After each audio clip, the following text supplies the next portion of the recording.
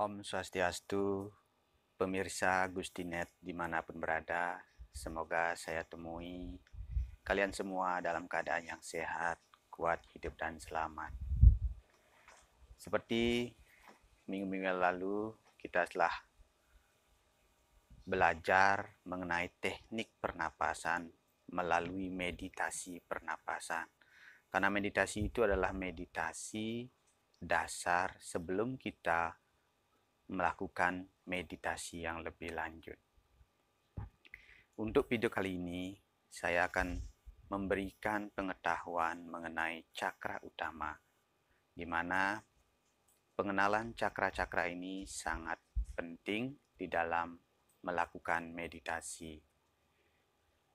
Di dalam pengetahuan ini, kita akan mengenal letak dewa yang berstana di cakra utama, serta bagaimana dampak jika salah satu cakra kita atau cakra-cakra utama kita kekurangan energi atau kurang aktif.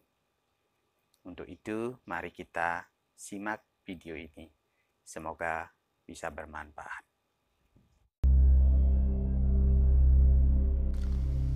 Para Gustinet dan sahabat semuanya, mari kita sekarang mengulas tentang cakra satu persatu dari cakra mayor yang ada di tubuh kita. Semoga bisa bermanfaat nantinya sebelum melakukan meditasi. Kita awali dengan cakra dasar atau cakra muladhara. Cakra muladhara atau cakra dasar letaknya di ujung bawah tulang punggung atau tulang ekor dengan warna kemerah-merahan dengan 4 berkas sinar atau 4 daun. Bagian tengah dari cakra ini terdapat warna sinar oranye. Semakin ke dalam terdapat sedikit bulatan sinar kuning. Disinilah bersetananya Dewa Brahma dengan saktinya serta bersemayamnya kekuatan suci Ibu Kundalini yang berwujud ular emas melilit lingga Swayambhu Siwa dengan 3,5 lilitan utama. Cakra muladhara dipengaruhi dari unsur-unsur zat badan atau unsur pertiwi, di mana unsur ini berhubungan erat dengan kebugaran tubuh fisik, hal-hal material, perkembangbiakan, dan kreativitas.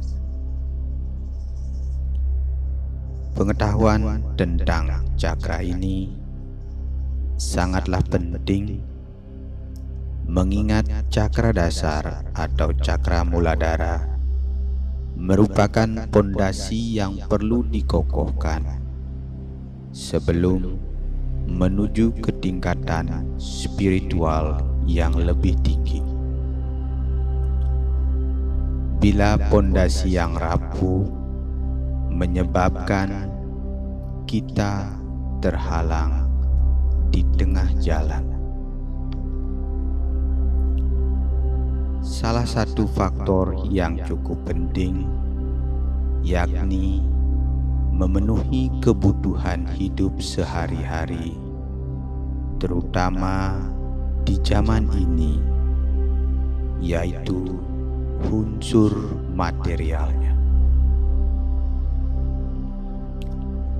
Orang yang cakra muladaranya aktif dan berkembang cenderung membuat orang tersebut lebih sehat dan kuat karena cakra ini bersifat padat, penuh energi yang mempengaruhi keinginan untuk selalu tetap hidup, teguh pendirian, serta mempengaruhi keadaan suhu tubuh. Cakra ini merupakan dasar kekuatan tubuh fisik, sekaligus melindungi tubuh fisik dari berbagai energi yang bersifat negatif. Pada tubuh, cakra muladhara lebih banyak mempengaruhi sistem kerangka tulang, urat-urat, daging dan otot, serta kualitas darah. Bila cakra muladhara atau cakra dasar mengalami gangguan atau kurang aktif, menyebabkan orang tersebut menjadi agak pemalas, lemas, kadang-kadang menyebabkan keputusasaan. Demikian juga penyakit yang ditimbulkan pada tubuh fisik dapat berubah: penyakit rematik, penyakit tulang punggung, pembengkakan pada otot atau asam urat, kanker dan demam, kondisi tubuh yang lemah, serta kurang bersemangat. Secara emosional, cakra muladhara dapat mempengaruhi rasa marah dan rasa jengkel atau yang berhubungan dengan emosional lebih bersifat nyata. Bermeditasi pada cakra dasar atau cakra muladhara serta dapat memahami kesadaran psikisnya, maka orang tersebut dapat terbebas dari berbagai penyakit, penuh kenikmatan duniawi, dan apabila mencapai pada siddhi, yaitu memungkinkan memiliki kekuatan melayang dari tanah, serta nyata atau hanya tubuh halus keluar melalui nadi sumsumna atau tulang punggung menuju ke ubun-ubun, serta daya penciuman orang tersebut semakin tajam.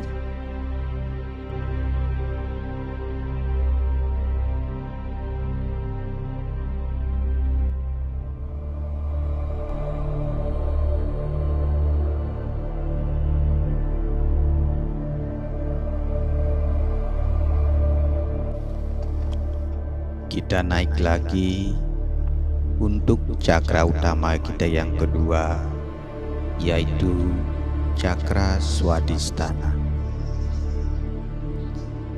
Cakra swadhisthana atau cakra seks letaknya bersesuaian dengan daerah kemaluan, memancarkan 6 berkas sinar atau 6 helai daun yang berwarna oranye atau jingga, dengan mandalanya berbentuk bulan sabit sebagai lambang air. Di cakra swadhisthana ini berstanalah Dewa Wisnu dengan saktinya Dewi Laksmi atau Dewi Sri. Sesuai sifat air, cakra swadhisthana mempengaruhi nafsu dan emosi dengan tingkatan yang lebih rendah dari cakra wisuda atau cakra tenggorokan. Hilangnya akal sehat, rasa kurang peduli, kurang percaya pada diri sendiri, seperti tingkah laku yang kasar, merupakan emosi dengan tingkatan yang lebih rendah. Cakra swadhisthana bekerja mengendalikan organ-organ tubuh di daerah organ seksual seperti kemaluan, uretra, kandung kencing, indung telur, sperma, serta kandung kemih. Cakra swadhisthana yang sedang mengalami gangguan menyebabkan berbagai jenis penyakit, misalnya impotensi, berbagai penyakit seksual, haid tidak teratur, kemandulan, serta hilangnya daya ingat. Bila kita bermeditasi pada cakra swadhisthana serta memahami kesadarannya, niscaya akan mempunyai sikap pengontrolan diri yang tinggi dan daya ingat semakin baik.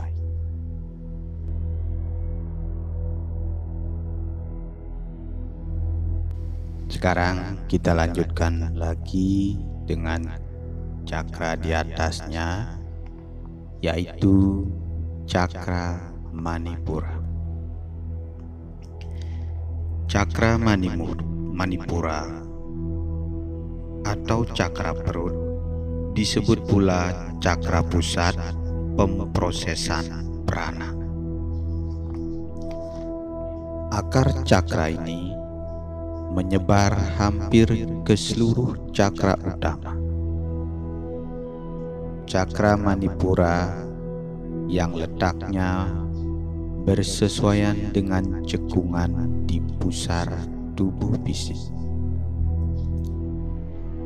Bila kita makan, makanan ini diproses di daerah perut. Hasil pemprosesan yang bersifat energi halus disebarluaskan melalui nadi-nadi yang berpusat di cakra manipura. Proses pembakaran di perut yang bersifat lebih kasar digunakan untuk pertumbuhan dan kesehatan tubuh fisik.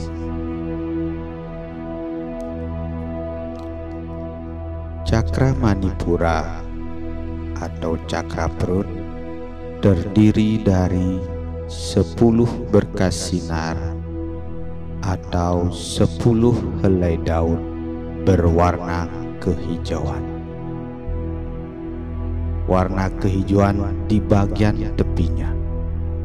Semakin ke tengah, warna kekuningan, dan inti dari cakra ini berwarna kemerahan.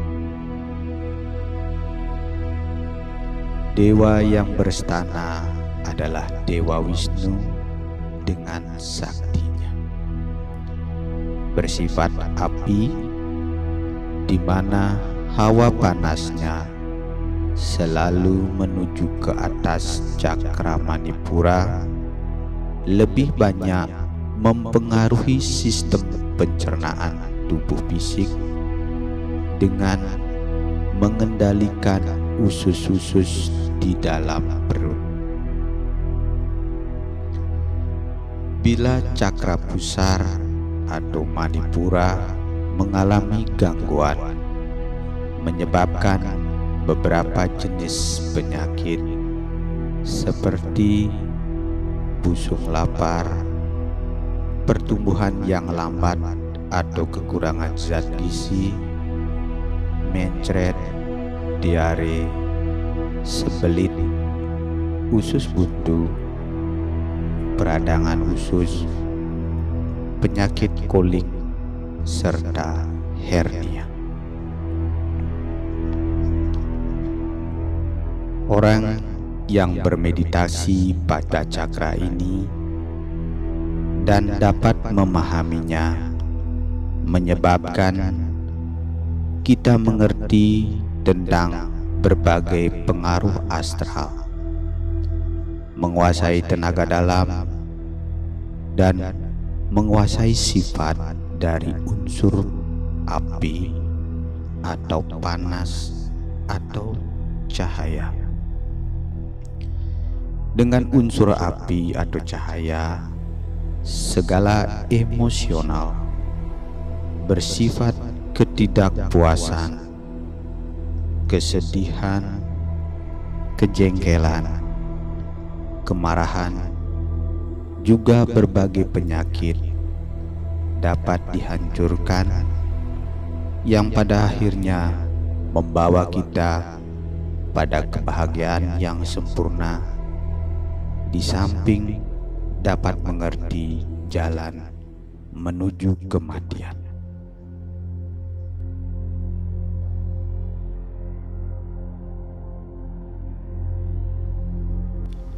Mari kita kembali menuju ke atas, yaitu cakra anahata. Cakra anahata atau cakra jantung ini ada 2 buah, terletak di daerah depan dan belakang dada, berdekatan dengan organ jantung pada tubuh kita. Cakra ini memiliki 12 berkas sinar atau 12 helai daun dengan warna tidak selalu sama pada setiap orang. Warna cakra ini lebih dominan dipengaruhi oleh sifat-sifat dasar seseorang, juga pengaruh tingkat pengetahuan dan spiritual. Cakra anahata berhubungan erat dengan cakra sahasrara atau cakra mahkota, karena cakra ini merupakan tempat terakhirnya jalur antahkarana. Diamati secara waskita, sifat-sifat seseorang bersesuaian dengan tingkat frekuensi warna dari cakra anahata. Jika warna cakra anahata berwarna merah muda, sifat dari orang tersebut penuh dengan cinta kasih. Jika warna cakra anahata berwarna hijau, orang tersebut bersifat pelindung dan penyejuk. Jika berwarna biru, sifatnya tertutup. Jika berwarna kuning atau putih, menunjukkan sifat kesucian. Jika cakra anahata berwarna keemasan, sifat dari orang tersebut adalah luhur atau keagungan. Jika berwarna ungu, dia bersifat lebih spiritual. Merah menyala, sifat semangat atau emosional. Cakra ini merupakan cakra yang amat penting, seperti halnya jantung pada tubuh fisik. di mana cakra anahata merupakan pusat pemrosesan prana dari cakra-cakra di bawahnya untuk dibawa ke cakra-cakra yang lebih tinggi dan sebaliknya. Cakra Sahasrara memberi ide, selanjutnya cakra Soma memikirkan dan diputuskan oleh cakra Ajna. Setelah memperoleh hasil dari keputusan, apakah itu baik, benar, jelek, salah, akan diteruskan ke cakra Anahata. Cakra Anahata menimbang dengan tingkatan emosi yang lebih halus, diteruskan atau tidak. Bila hasil keputusan cakra Ajna diteruskan ke tingkat cakra bawah oleh cakra Anahaka, maka terjadilah gerak tubuh fisik sesuai keputusan cakra Ajna, cakra Anahata dengan dua cakra, yaitu di depan dan belakang tubuh. Cakra Anahata depan lebih banyak bertugas menjaga keseimbangan kerja dari jantung tubuh fisik dan kelenjar timus. Cakra Anahata belakang mengontrol dan memberi energi pada paru-paru, juga pada jantung fisik dan kelenjar timus. Kelainan kerja cakra Anahata lebih banyak bersifat emosi yang lebih halus, seperti kesombongan, munafik, tamak, iri hati, sifat-sifat egoisme, merasa bersalah atau menyesal, dan berbagai harapan.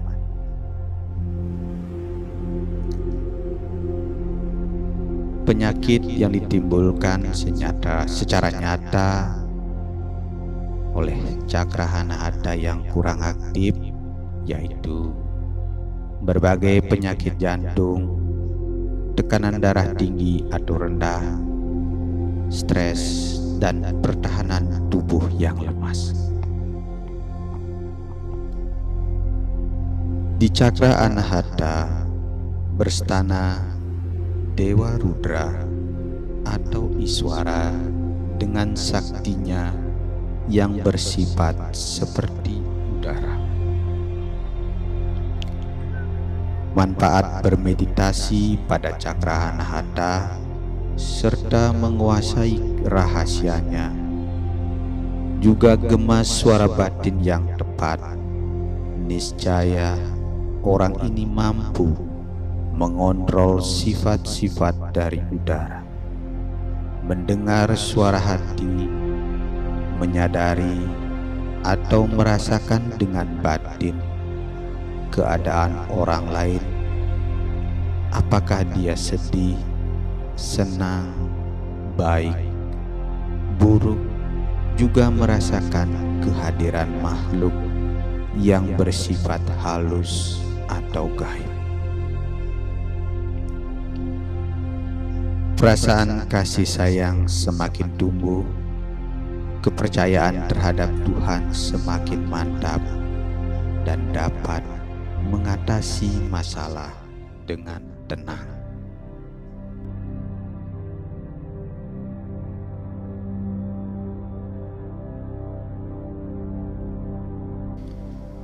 Kita lanjut dengan cakra utama di atasnya, yaitu cakra wisuda.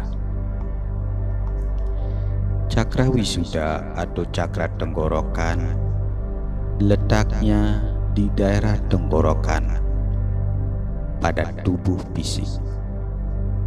Cakra ini mempunyai 16 berkas sinar atau 16 helai daun dengan warna dominan biru muda pada luarnya dan di intinya terdapat warna lembayung bening. Unsur-unsur yang terdapat adalah akasa atau eter. Pada cakra ini berstanalah yang Sadasiwa dengan saktinya. Sesuai dengan letaknya, cakra ini mengontrol kerja organ-organ tubuh di daerah tenggorokan seperti batang tenggorokan, kelenjar gondok, paratiroid, serta pita suara. Bila cakra ini mengalami gangguan, menyebabkan beberapa jenis penyakit yang berhubungan dengan tenggorokan, misalnya sakit gondok, batuk pilek, suara serak, serta asma. Cakra tenggorokan merupakan pengontrolan tingkat emosi yang lebih tinggi. Cakra ini berhubungan erat dengan cakra swadhisthana atau cakra seks. Dengan adanya hubungan ini, gangguan cakra wisuda bisa juga menyebabkan kemandulan. Apabila cakra ini aktif dan simpul-simpulnya terbuka, maka kita menjadi waskita pendengaran, yaitu mendengar suara-suara yang bersifat halus atau gaib.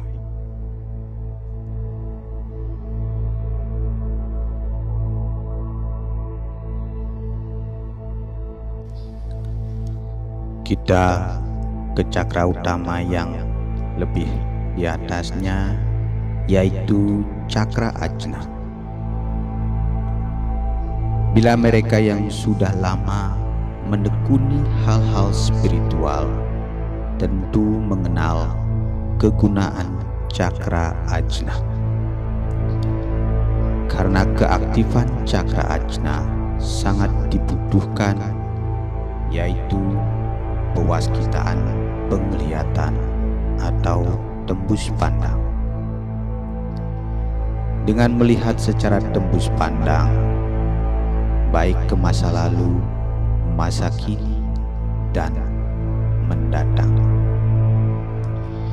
Dengan pewaskitaan ini, kita dapat melihat makhluk-makhluk halus, energi halus, cakra-cakra beserta warna-warnanya, melihat aura atau sinar tubuh, dan lainnya.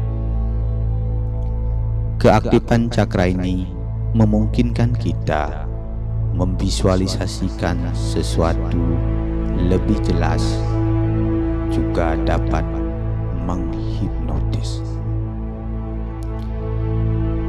Letak cakra ajna adalah di antara kedua alis mata dengan dua buah berkas sinar atau dua lembar helai daun dengan warna berbeda. Sebelah daun berwarna keunguan dan sebelah kuning keputihan, dan di tengahnya terdapat lingkaran dengan warna putih cemerlang atau seperti sinar matahari. Dewa yang berstana adalah Yang Paramasiwa. Cakra ajna dikenal juga sebagai mata ketiga. Pada tubuh kita, cakra ini mengontrol seluruh cakra-cakra di bawahnya, kelenjar-kelenjar, dan mempengaruhi organ-organ tubuh yang vital. Gangguan fungsi cakra ini dapat menyebabkan berbagai penyakit, di antaranya sakit mata, sakit kepala, kanker, dan kelenjar endoktrin. Bermeditasi pada cakra ajna, kita dapat membayangkan bentuk matahari dengan warna putih terang. Bila sampai mendapatkan siddhi, niscaya mata batin kita akan terbuka.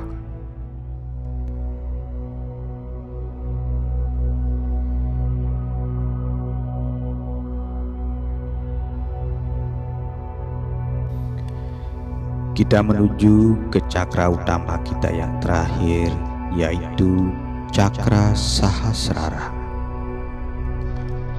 Cakra Sahasrara atau cakra mahkota berada di luar tubuh, di atas kepala, kira-kira sejengkal tangan dengan akarnya pada ubun-ubun. Dengan 1000 berkas sinar atau 1000 helai daun berwarna-warni kemilauan. Semua warna yang terlihat sangat mengagumkan.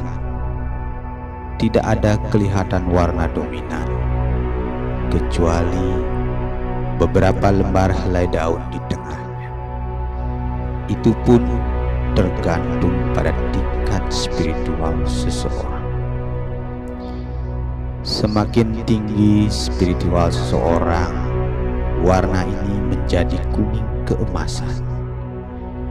Biasanya warna daun ini sesuai dengan warna cakra Anahata.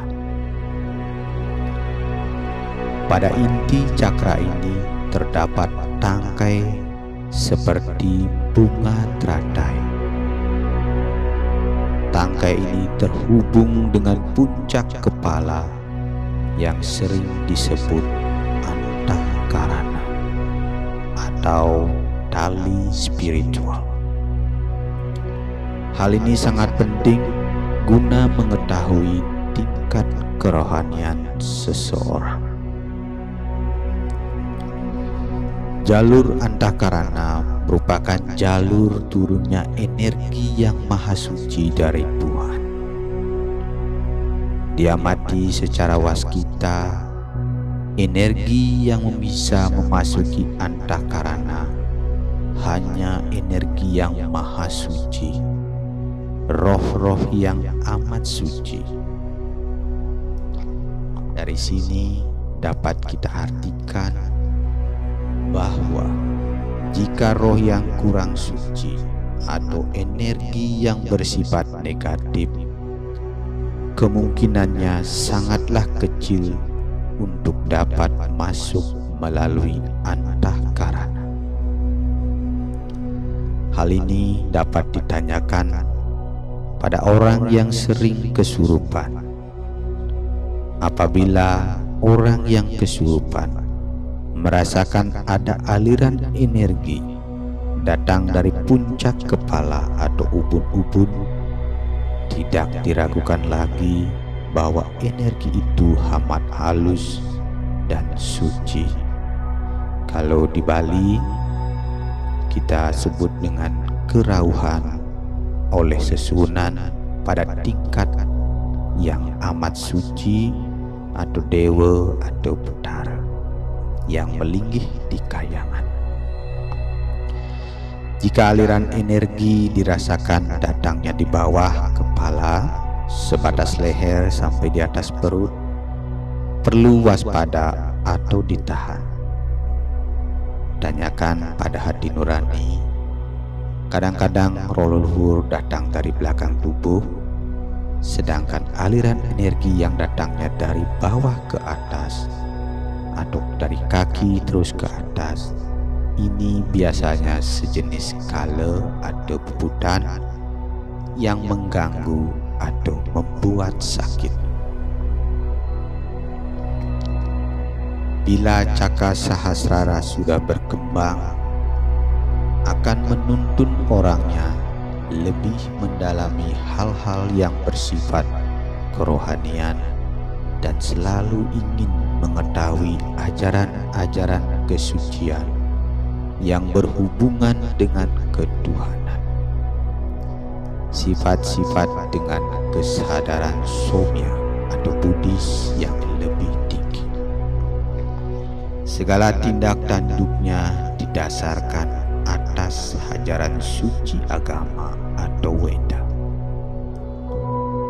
Kebangkitan Kundalini yang mencapai cakra ini akan menuntun seseorang dapat menilai dirinya sendiri dan menilai orang lain dengan bijaksana, tahu kebenaran yang sesungguhnya. Bertemunya Kundalini Sakti dengan Siwa pada cakra ini memungkinkan seseorang mencapai moksa atau bebas keduniawian dalam artian yang lebih luas. Di Bali, seseorang yang ingin mempelajari aksara suci yang tingkatannya lebih tinggi dengan membaca lontar-lontar suci dan cara penerapannya, atau yang menjadi balian, dukun atau penyembuh, minimal seseorang tersebut pernah mendengar gente bersuara tujuh, atau yang lebih kita kenal dengan pati kelaning gente pinarah pitu di dalam tubuhnya sendiri. Ini dapat dikaitkan dengan kebangkitan Kundalini yang melewati cakra-cakra dari bawah sampai ke atas. Karena setiap cakra yang dilewati mengeluarkan nada atau bunyi yang berbeda-beda. Gangguan yang terjadi pada cakra ini menyebabkan penyakit yang berhubungan dengan tidak yakinnya dengan adanya Tuhan.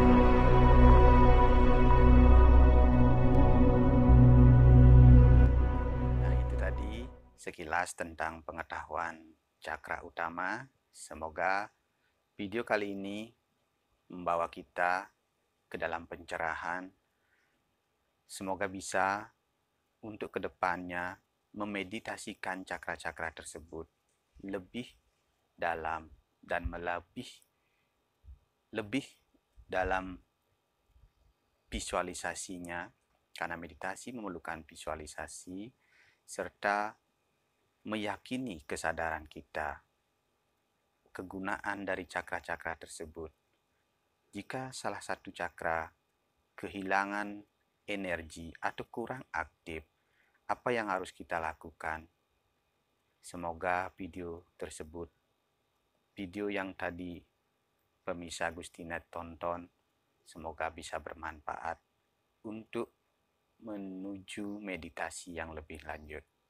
Untuk itu, nantikan video-video meditasi saya selanjutnya, karena meditasi yang akan datang adalah meditasi pembersihan diri.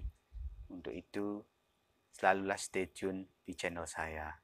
Jangan lupa subscribe, like, komen, dan share channel saya jika bermanfaat untuk diri Anda dan orang lain.